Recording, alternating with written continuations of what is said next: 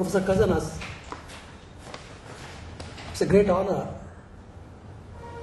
for people in India to have a Vedic scholar like you to be amidst us. We are very proud of the contributions you have made to Vedic studies and researches. So we would like to take this opportunity to learn from you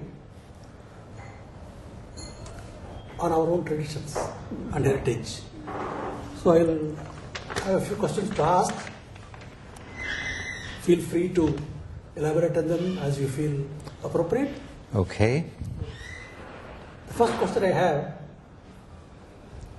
you mentioned in one of your lectures, the axis of Vedic culture is self-realization, Atma Jnana, Aham Brahmasmi, Sarva Bhuteshu Atmanam. Apart from the emphasis on ethical behavior, what is the significance of Yajna in the Rig Veda? Well, first of all, I should say that I'm very glad to be here. I regard India as my second mother country. And of course, I love the Vedic tradition, starting with the Rig Veda. Now, the Yajna in the Rig Veda, as always, with anything that is important in the Vedic tradition, it has an outer and an inner aspect. Now, Yajna does mean sacrifice, but of course the very word sacrifice means making sacred. Now, what's sacred? To a realized rishi, everything is sacred. But Yajna is the external ritual whereby certain things may become sacred. It's used primarily, or so it seems to us, it was used to obtain the fulfillment of certain wishes, certain desires, lawful desires, because there are unlawful desires as well. When you desire something that somebody else has, or you know, his riches, or his wife, or her husband, or something like that. But lawful desires are perfectly natural desires to have more riches, but not at the cost of other people. And primarily to go to heaven. That also is a very strong desire, as is found in the Rig Veda, because the rishis do ask for riches, they do ask for sons, heroic sons, Veeras, and they also ask for the place of the light in heaven, to be with Yama and immortality. So Yajna is that ritual whereby the forces of nature, the forces of the universe get propitiated and can ensure to the sacrificer a certain result. Now, whether in fact this happened is a moot point. That is one aspect. The other aspect is that every ritual, if it is conducted with the maximum of attention, then it creates a tremendous atmosphere, and the people involved there can experience a higher level of being, knowledge, understanding, consciousness. And this, in a way, is a step towards immortality. So you've got this Yajna, this aspect of Yajna as well. Both are external, but already we are moving towards a psychological aspect, an inner aspect. Then there is the true inner aspect of Yajna, whereby the man sacrifices his selfishness, puts it aside in all his acts, and thereby he returns to the purity of being with which he comes into this world. So there are these three aspects of Yajna. There is another Yajna, the Soma Yajna. Now the Soma, what was Soma? We are not really very certain. I mean, some go for the ephedra, the plant ephedra, others go for other plants, and there is a small minority that prefers the mushroom, the Amanita muscaria. I personally incline towards the last one. I think that last one was the Soma, because young Apala, the girl in, I think it's in the 8th book of the Rig Veda, she went down to the river, and on the way she found Soma, and she thought she'd take it and offer it to Indra, and she chewed it. Now, mushroom you can't chew because it is soft. The ephedra twigs are not so easy to chew. So from that, plus some other indications, some descriptions of the Soma plant with golden hues and that sort of thing, suggest the Amanita muscaria. Watson did a lot of work. He was a botanist, and he did a lot of work back in the 70s and late 60s and early 70s, and thought that that was it. I've read that work. I'm inclined to agree with him. I read recently an American retired professor who also wrote quite a lengthy article examining all the evidence. He's inclined towards the Amanita muscaria too. So when you took that, you passed into a different state of consciousness where you felt the exhilaration exactly as the rishis describe it. Now let me see if I can recall. Apama, Somam, Amrita, Abhuma, Aganma, Jyotir, Avidama, Devan, or something like that. We drank the Soma, we went to the world of light, we became immortal, we found the gods. Having done this, what can the malice of man, the malice of mortal man, do to us in this state? In that state, you are completely impervious to the malignity of human beings, to any misfortune, any accident, anything at all, because the state is one of supreme felicity.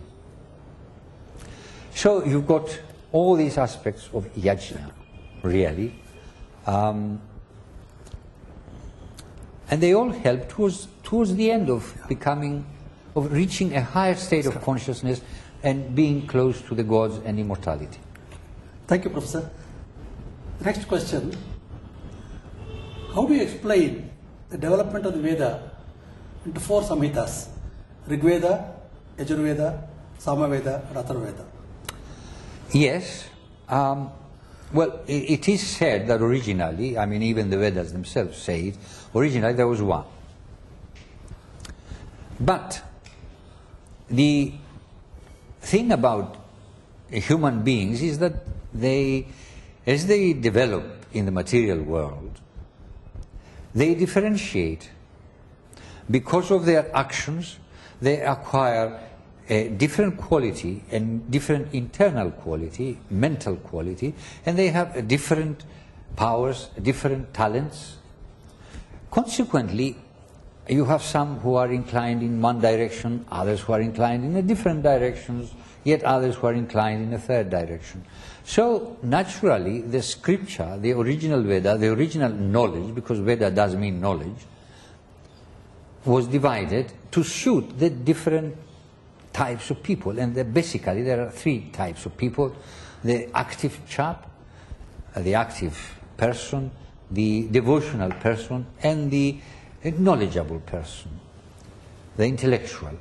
So the Vedas were divided accordingly, and you have an attempt with the Atharva Veda to try and reunify the lot, but at the same time bring in new elements like the mantras that have to do with spells. It's heavily inundated with spells, Atharva Veda, much more than the Rig Veda. The Sama Veda, most of it is Rig Veda, in fact. It's chanted as opposed to Rig Veda, which is recited. Yajur Veda is mostly prose, and it contains philosophical ideas as well. It contains architectural ideas, it contains social ideas, political ideas, and so on, much more than the other Vedas. Now, I think this is the basis of the division. Originally, there was just humanity. There was one language among humanity. They all understood one another. There was no problem whatsoever. But as the yugas progressed, humanity got divided up, and so knowledge got divided up, language got divided up, and whereas you had one language and the whole earth was one language, it became of many languages, but many major languages. Then the yugas progressed, and you had even more languages. Then you had even more types of knowledge. Consequently, you reach a stage now, we are in the transitional period of the Kali Yuga, from the Dwapara to the Kali Yuga, where you have so much differentiated knowledge and so many differentiated languages that even within one language, people don't really understand one another, because each one ascribes a different meaning to the same word. And the same thing happens with knowledge. You hear one particular sentence and you think you understand it, but in fact what the other person means is something slightly different, and the knowledge is fragmented all the time. There was a time in the Renaissance when you had the uomo universale. That meant that a man was master of all knowledge. He knew architecture, he knew languages, he knew philosophy, he knew mathematics, he knew astronomy, and so on. Today it's impossible. Even if you are specializing in one particular area, you are specializing, and there are other parts of that area that you don't know. Take the dentist. There are 32 different specialities of a dentist, each one for one tooth. One question, Professor. There are about 72 richas in the Rig Veda adoring the river Saraswati. Can this river Saraswati be seen as the locus of the Vedic people? Well, I'm surprised that there is a problem with Saraswati, or there continues to be a problem with Saraswati now, because, fine, there was a time when there were doubts about the existence of Saraswati, for the simple reason that you looked at the place where you thought there would be Saraswati and there is nothing. But since then, in the last 20 years, there's been a lot of research by archaeologists, by geologists, and by hydrologists, paleohydrologists. They have drilled holes along the path where they thought there would be the Saraswati, and they found water underneath. Now they've got satellite pictures which shows the route, as the archaeologists call it, the scar of the river running down from the Himalayas, or the foothills of the Himalayas, right down to the run of Kuch. So why should people still continue to doubt that there was Saraswati?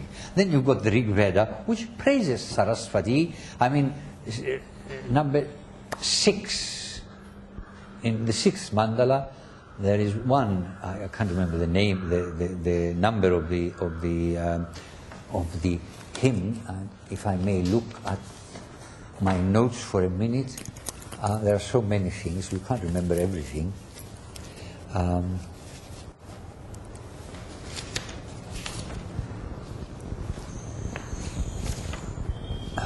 Where is it? There's hymn 61. In the 6th mandala of the Rigveda, hymn 61 describes an actual river flowing down, roaring away, expanding and rushing along. I mean, it's not a fantastic river, it's not an imaginary river, and it's certainly not the goddess Saraswati, because it's water flowing. You could say it's the water of knowledge, but it isn't. It's waves and gushes along and flows along, and it nourishes people on the banks. So it is a river, and it's not just one reference. I mean, this is a full hymn. But in the 10th mandala, as you know, the Nadi Stuti, I mean, Saraswati comes at its own place. They start with Ganga and moving westwards, and then there is Saraswati, and then there is the Sindhu. So there was a river Saraswati there. And in fact, the Avestan people remember Harahvaiti being somewhere near Harahvaiti, as well as Hapta Hindu. So yes, there was a Saraswati first. Second, was the Indus-Saraswati civilization there? Of course it was. The Vedic people were there because they are praising it all the time. So there can't be any doubt about it. I mean, I can't understand. This is just pure pedantry, nothing else. You can't, Vishave and Bhumi Satyam, ground truth. Yeah, yeah. Professor, if Rigveda is already so expressive of thought, a number of years should have preceded the formation and development of the Vedic language, because it already comes to us in the Samhita form in a very developed state. Has any work been done to search for the roots of this language? That's a very good question. Yes, a lot of research is being done, but it's in the wrong direction. The Indo-European proto-language. Now, Western scholars have expended a hell of a lot of money, time and effort trying to create this proto-Indo-European from which the Vedic language is supposed to derive. But it's all, as far as I'm concerned, it's all utterly wrong. There may be some fragments that are correct. I wouldn't deny that, and certainly certain conclusions that they have arrived at are correct. There's no doubt about that in my mind. But the whole superstructure of the Proto-Indo-European is, I find, totally wrong. And in any case, you cannot test it. How can you test it? There are no written texts in Proto-Indo-European, so you can't test it. So all this research is really, as far as I'm concerned, up the gum tree. Completely wrong and not particularly useful. It will not elucidate the origins of the Vedic language. In fact, I doubt whether it is possible, because obviously the Vedic language, looked at as we have it in the Rig Veda, it already suggests that there were very closely related dialects, but nonetheless dialects. How do we know that? Well, they talk about, first of all, former rishis, ancient rishis, they talk about middle rishis, and they talk about nutana, present rishis. Fine. So you've got this thing. Now obviously some hymns are written in one area, other hymns are written in another area. Then the language itself. I'll give you two examples. The dual. The dual means two. Two hands, two eyes, two ears, two nostrils, 2 feet. Two of anything. Now the dual, the masculine dual, in the nominative, if you take the two Ashwins, the two horse gods, Ashwins, they are Ashwina. But elsewhere they are Ashvinau. Gradually Ashvina goes out of use, and after the Rig Veda you only have Ashvinau. And the masculine nominative and accusative dual is Au. That's one example. Devas. Deva, Devas, plural. Nominative plural. But it's also Devasas. Devasas seems to be older, seems to belong to another area or another period, and gradually, as the Rig Veda finishes, the Devasas, the Asas ending stops, and afterwards, throughout the classical period, you only have Devas. So there are these differences. Some take, for instance, Sharma is a neuter. In the plural, in the nominative, it is, as we know, Sharmani, like Karmani, like Namani, or names, and so on.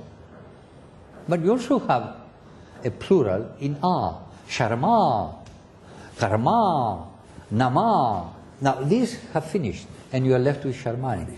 But in some hymns, you will find the plural Sharma unchanged, just like the nominative.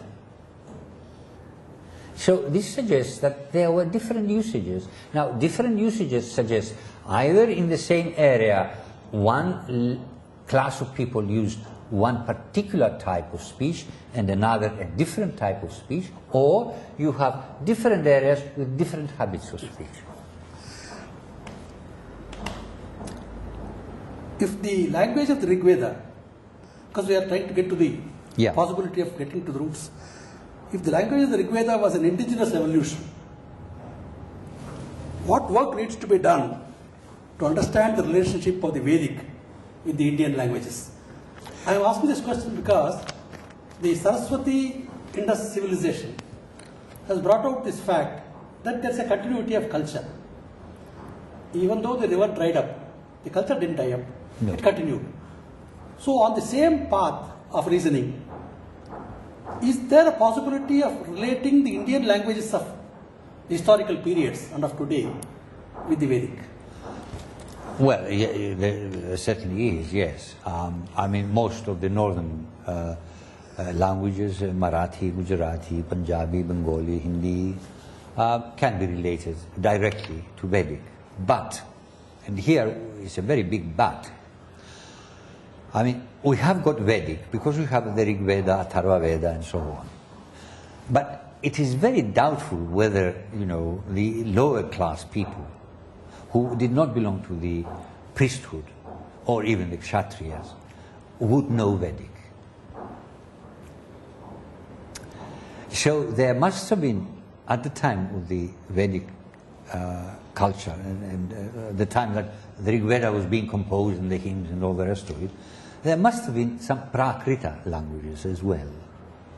Now, not only Prakrita languages, but also other people with other languages, not related directly to the Vedic language. I mean, as some people have said, it was a linguistic area, sprachbund. And there's nothing impossible about it. We find words in the Rig Veda that we don't know where they come from. They don't seem particularly Indo-Aryan, and they don't seem particularly Indo-European. I mean, the word for camel, ushtra, there was no camels in Europe.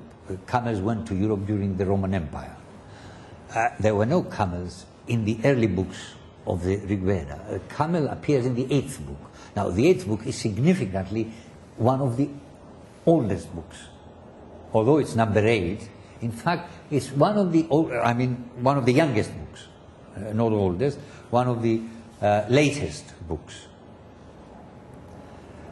And you have Ushtra. Well, the word Ushtra must have come with the camel, because it's not Indo-Aryan word. It comes from where? Ush means heat, and light, as Ushas. Well, what is there heat or light about the camel? There's nothing. So, and Tra, the termination Tra, means an instrument for doing something, you know, like mantra, an instrument for thinking. But ushtra is an instrument for what? For heating. It doesn't make sense. So it must have come from some other language, and it did come from somewhere Central Asia. There are other words like that. There are Lubotsky recently in the last 10 years or so, did a research and gathered some 20 words of this nature that cannot definitely be related to the Vedic language. So there was a sprachbund, and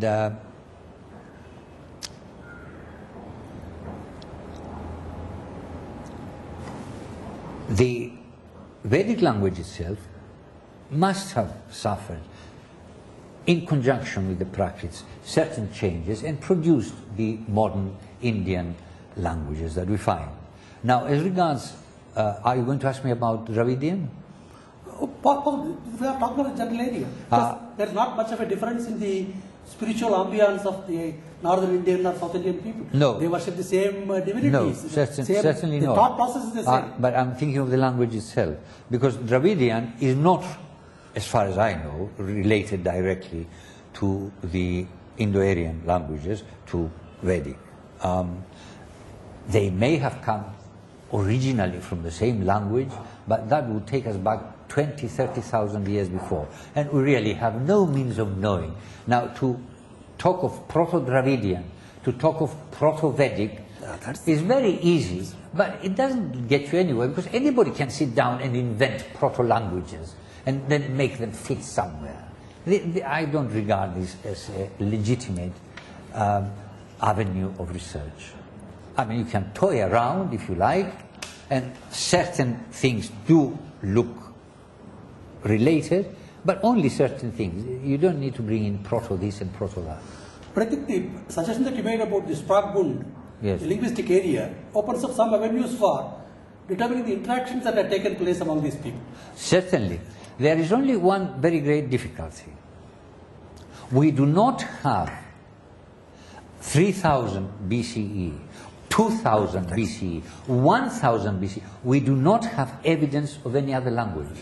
We don't have textual evidence. We have got today several languages, but who is going to say what these languages were like back at 3000 BCE? We don't know. We can't know. We can work backwards, but that's creating proto-languages, which is not really a very healthy sort of research. From the experience we had of the indo-european. Yeah, quite. You can see that. Yeah. Okay, Professor. Now, Professor, we have conclusively established the collapse of the Aryan invasion theory. With the collapse of that theory and the collapse of the Indo-European linguistic doctrine, yes, what Baruch Yamano refers to as the doctrine, and also the genetic studies findings, where do we go from here? How should we reconstruct the ancient history of India?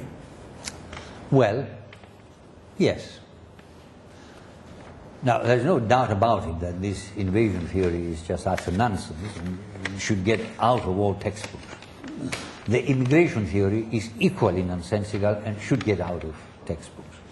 Now, what this means is you should have historians who will sit down and rewrite the early chapters of Indian history, nothing else.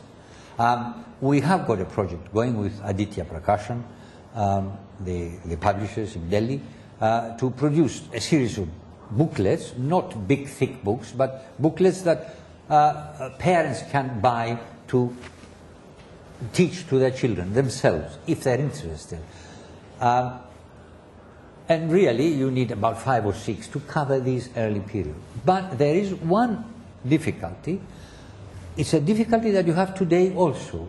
Having postulated that the Rig Veda is, to follow the old mainstream view, that the Rig Veda is from 1200, and you get down to Atharva Veda and so on, Yajur Veda and the sutras and so on, you are still left with big question marks. When did the Mahabharata war take place?